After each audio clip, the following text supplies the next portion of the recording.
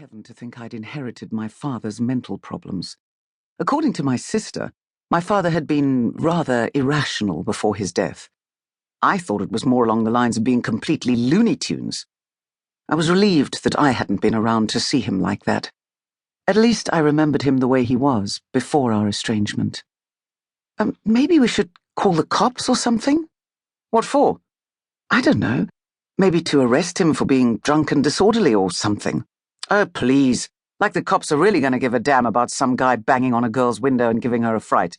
They've got bigger fish to fry. I wanted to get out of there. The thought of hanging out in the parking lot a few hours for the cops to show up didn't appeal to me in the slightest. This is true. Besides, I just want to go home and forget about everything.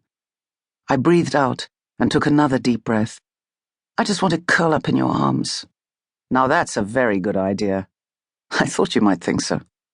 I let go of the breath I was holding once I saw the deserted shopping complex slide by in the side view mirror. But no matter how hard I tried, I couldn't shake the feeling that someone was watching me. Rain started drizzling down as we drove away. Neon signs shimmered in the puddles. The drive home was uneventful. A feeling stirred in my gut that wouldn't go away. I ground my teeth and hoped that a night clinging to Kevin would drive out those dark shadows lurking in my mind. The electric gate screamed for more oil as it opened. I gripped Kevin's leg a little harder than I'd intended. He winced from the pain, quickly removing my hand from his thigh, but held it tightly as we drove up the driveway.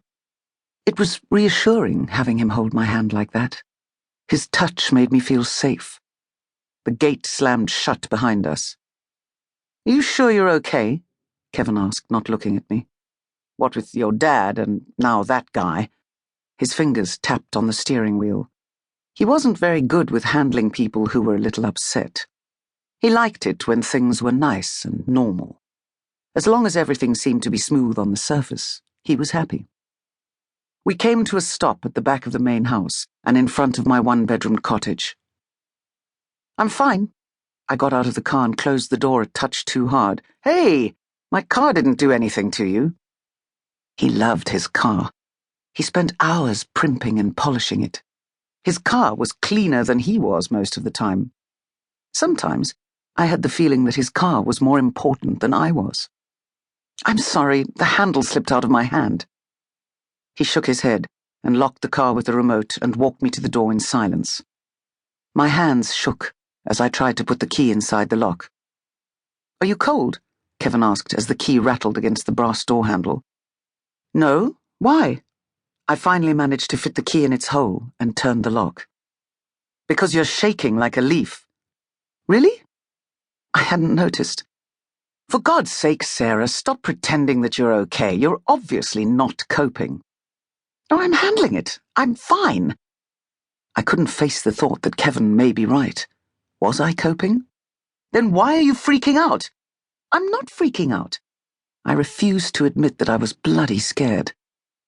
"I need a drink. What about you?" "Yeah, sure, why not?" I needed to forget the fear and the pain of my father's death. I'd always been a supporter of the fake it till you make it club. If it meant faking being a sex kitten to get through the night, then that's what I would do. I left him standing at my front door and sauntered off into my kitchenette. I had an oversized fridge I'd inherited from my sister. There wasn't space for a proper oven in the kitchen.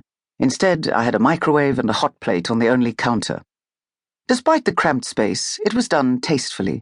The cupboards were dark wood with silver handles, and the countertops had a black marble finish. I opened the ancient fridge and took out a half-full bottle of wine that Kevin and I had opened a few nights previously.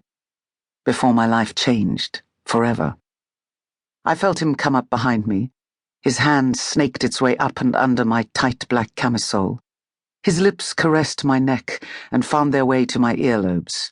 He nibbled the lobes gently. I gasped. His hand gripped my breast. Fingernails bit into my flesh. He was breathing hard. I slammed the fridge door closed and turned into his embrace. My lips found his as he pushed me back hard against the fridge. I managed to keep a tight hold of the bottle. Pushing him away, I took a swig of wine and handed it to him. While he drank, I pulled the camisole over my head.